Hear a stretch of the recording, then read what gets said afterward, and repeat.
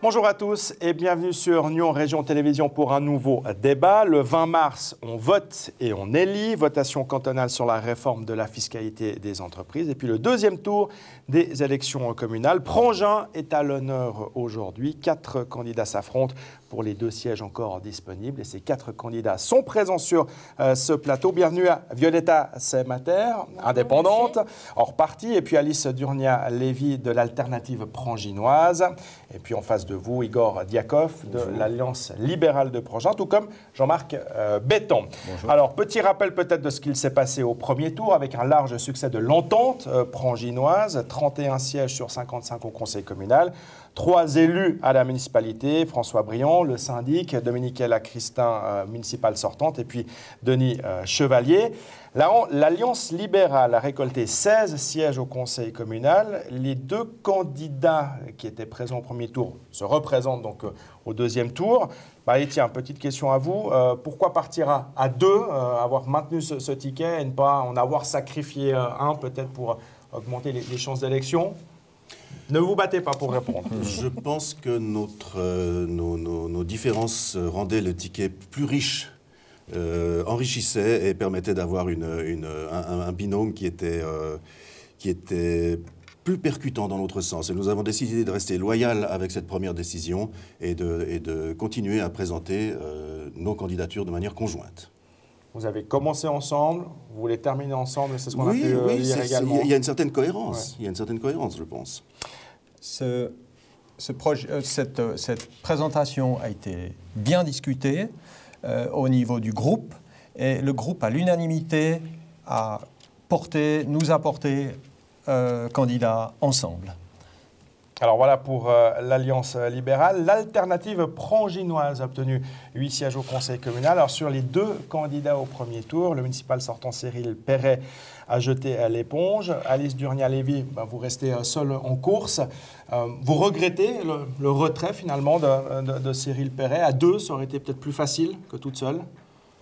Certainement, je me serais déjà peut-être pas lancée toute seule au départ si je n'avais pas eu Cyril Perret ou un autre partenaire. C'est vrai qu'au départ, nous avions un autre candidat potentiel. Et c'est vrai que moi aussi, je trouve qu'un binôme, ça peut être beaucoup plus percutant.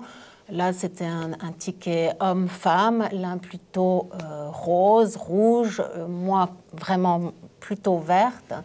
Et voilà, on trouvait qu'on était très complémentaires également au niveau des personnalités.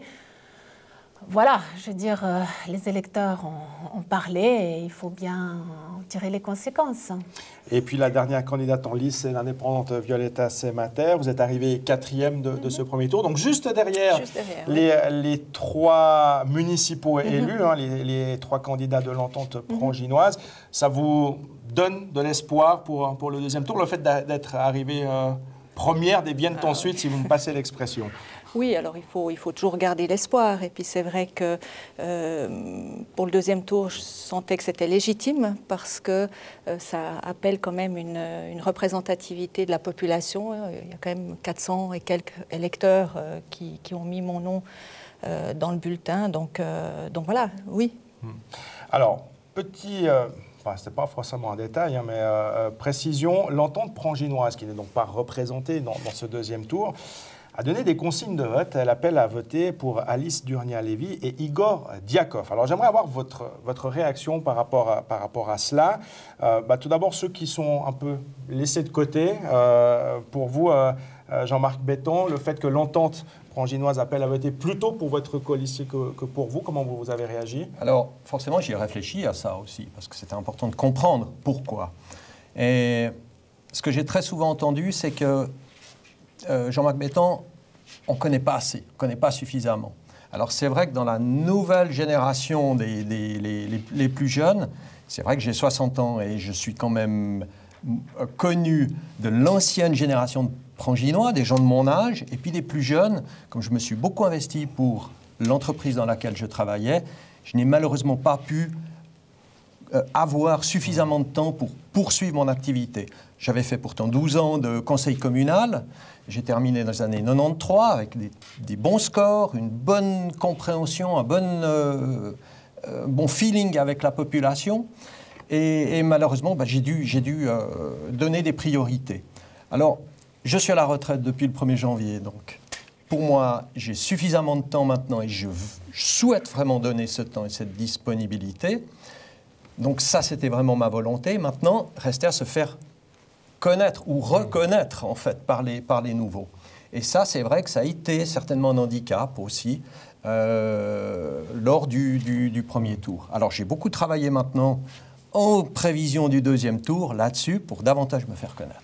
Pour vous, Violetta Semater, c'est quand même un coup dur, le fait que l'entente pranginoise, au sein de laquelle on retrouve vos collègues municipaux actuels, enfin certains collègues municipaux, que l'entente pranginoise n'appelle pas à voter pour vous, c'est difficile à avaler? Alors c'est clair que ça a été une déception, une tristesse et une incompréhension parce que il ne faut pas oublier que ça fait 10 ans, donc je suis la doyenne du collège au sein de la municipalité, où j'ai mené des projets à bout qu'on peut visualiser, c'est pas juste sur le papier.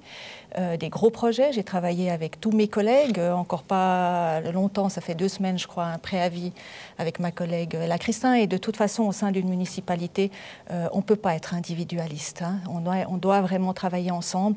On ne le fait pas pour le je, on le fait pour le nous.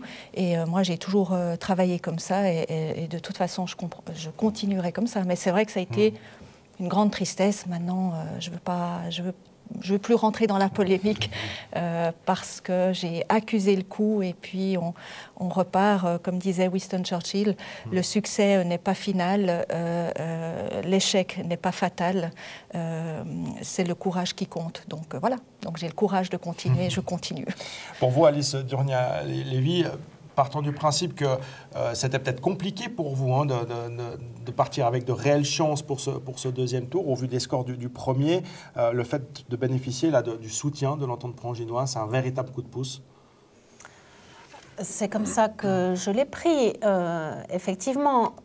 Bon, ceci dit, au premier tour, nos scores n'étaient pas si éloignés, je parle en termes de pourcentage, même pas en termes de voix, n'étaient pas si éloignés les uns des autres. Comme M. Bétan, finalement, je suis assez peu connue de la population. Je suis au conseil communal maintenant depuis 3 ans, donc au sein du conseil, je commence à être connue. Mais au sein de la population, j'ai le même handicap que vous. Donc, je pense que ceux qui ont voté pour moi ont vraiment voté aussi pour la liste, finalement. Et c'est d'ailleurs pour cela que je me suis présentée au départ. C'était pour donner une voix à cet électorat de gauche et à cet électorat plutôt écologiste.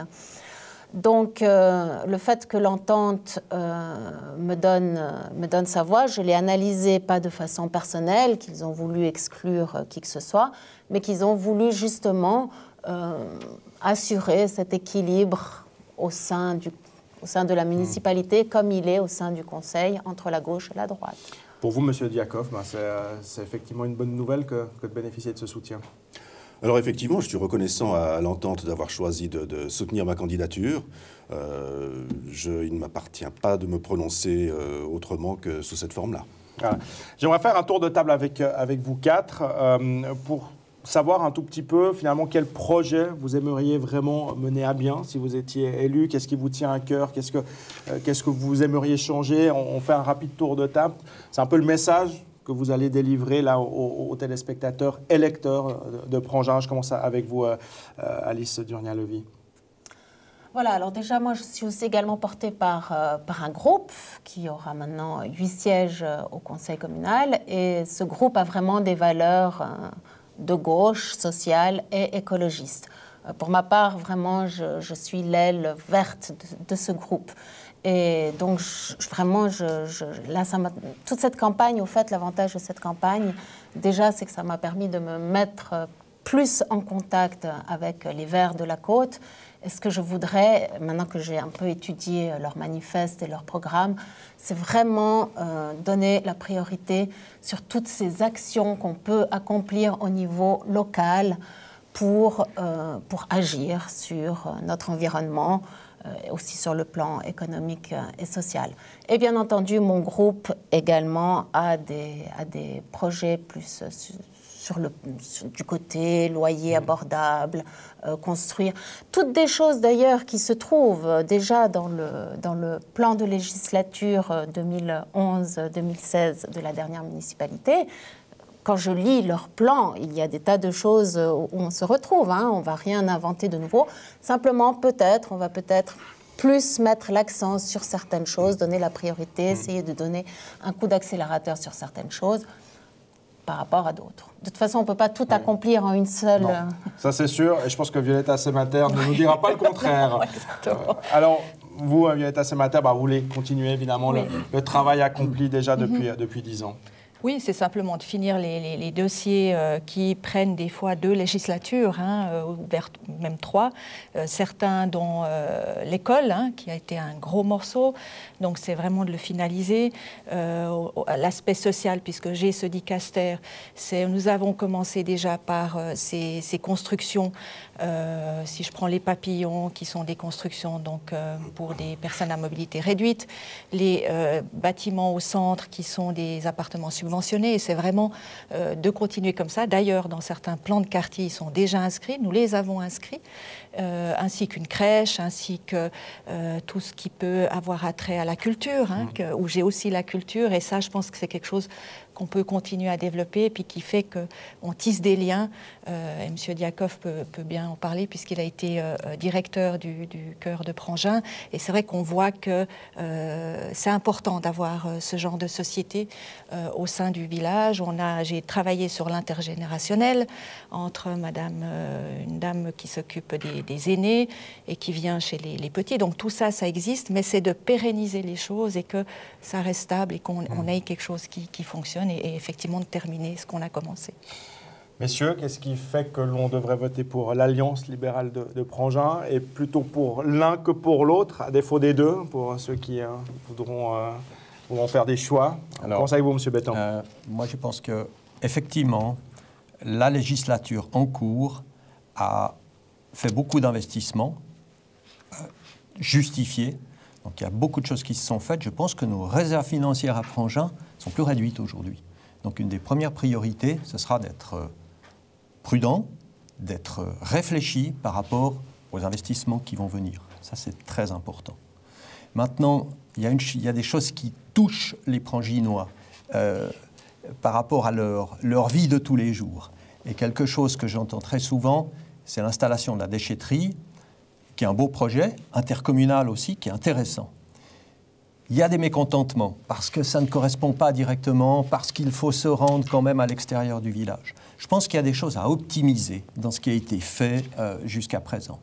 Et là, on a toutes les bases pour bien faire, mais il faut vraiment amener ça à un niveau où on écoute aussi les mécontentements et où on y répond, en fait. Pour moi, ça, c'est très important. Maintenant, une des choses qui me tient à cœur, et ça rejoint aussi votre dicaster, Violetta, c'est mon épouse est accueillante en milieu familial. Moi, je vois encore plus maintenant, puisque je suis plus à la maison maintenant, en étant jeune retraité, je vois tout ce travail qui se fait là. Vraiment, il est admirable et je suis fier de ce travail-là. Je pense que d'abord, on crée de l'emploi avec ça, chez les personnes qui ont besoin de ces emplois, sur place. Et en plus de ça, on apporte des valeurs à ces enfants au niveau éducatif, au niveau citoyenneté, un tas de choses positives aussi qui se font à l'intérieur d'un milieu familial équilibré avec vraiment des gens dévoués. Donc j'espère qu'on continuera à développer ça et à vraiment encourager ça. Un autre point, c'est l'environnement. Les dérèglements climatiques aujourd'hui, à mon sens, c'est vraiment notre responsabilité urgente. Là, je rejoins. Et là, vous rejoignez Mme Durnier. Mais oui, mais forcément. Parce qu'on doit soi-même, en tout premier, réagir, apporter des solutions, apporter des comportements adéquats pour que ça ait un effet finalement plus loin. Mais ça commence par nous, ça suit dans la collectivité villageoise. Et là, il y a des encouragements à donner, il y a des aides financières, probablement à apporter aussi pour développer des alternatives, du photovoltaïque, du solaire et d'autres moyens. Il faut l'enveloppe, elle ne sera peut-être pas ultra large, mais il faut qu'elle soit répartie équitablement, que tout le monde ait sa chance. Ouais. Igor Diakov, pour conclure. Moi, je serais d'abord d'accord avec Madame Durniac qu'effectivement, beaucoup d'idées sont communes à tout le monde. Ce qui est d'abord agréable de voir, c'est cette motivation. Je vois que tout le monde a des idées, tout le monde est motivé, tout le monde a envie de faire quelque chose. Personnellement, effectivement, l'aspect financier me paraît très important. Je pense qu'il faut être tout à fait cost conscious. Il faut faire très attention à nos finances. C'est pas parce que il y a eu des périodes qui étaient plus belles que d'autres qu'il faut partir un petit peu. Il faut faire attention à tout ça. C'est vrai qu'il y a aussi des problèmes des choses qui peuvent être améliorées dans beaucoup d'autres domaines et des domaines qu'il faut soutenir, comme l'énergie. Personnellement, moi, j'ai envie de soutenir des énergies comme des énergies vertes. Donc, je rejoindrai tout à fait Madame Durnia là-dessus. J'ai aussi envie de soutenir l'entreprise, puisque je suis moi-même indépendant dans mon activité. Donc, envie de soutenir l'entreprise. Mais le projet qui me tient le plus à cœur, en fait, aujourd'hui, c'est, je pense beaucoup à nos aînés et aussi à titre privé, étant touché d'assez près par cette problématique pour 2 personnes qui me sont proches. Je pense à nos aînés et je dois dire que si je pouvais, sans avoir l'espoir de le mener à terme, si ma présence ne dure qu'une législature, si je pouvais être à l'origine de la création d'un EMS dans notre commune, c'est une chose, je regarderais en arrière et je serais assez satisfait de faire ça pour nos anciens. Eh bien, merci beaucoup, mesdames, messieurs, d'être venus sur ce plateau. Rendez-vous donc le 20 mars pour ce deuxième tour. Signale que la Côte a publié déjà 2 papiers de présentation. Il a commencé avec vous, mesdames, parce que Rodolphe Henner est galant. C'était le mercredi 9 mars. Il y avait les portraits des 2 candidates, Alice Durnia-Lévy et Violetta Semater. Et puis à découvrir vendredi 11 mars, les portraits de Igor Diakov et de Jean-Marc Bettan dans les colonnes du quotidien La Côte sous la plume de Rodolphe Henner. Votez, que vous soyez à Prangin ou ailleurs. N'oubliez pas d'aller voter pour ce deuxième tour des élections communales. Et puis, on se réjouit évidemment d'arriver au bout de cette dernière ligne droite, parce que tout le monde, effectivement, a beaucoup donné pendant cette campagne. Et rendez-vous donc le 20 mars pour le résultat de ce deuxième tour. Merci de nous avoir suivis. Je vous rappelle que les débats qui concernent Nyon et Gland sont également à revoir en boucle sur notre chaîne, sur notre page Facebook, notre site internet. Et puis vous pourrez évidemment revoir ce débat également en tout temps via ces différents canaux. Merci de votre fidélité. Très belle suite de programmes à vous et à très bientôt.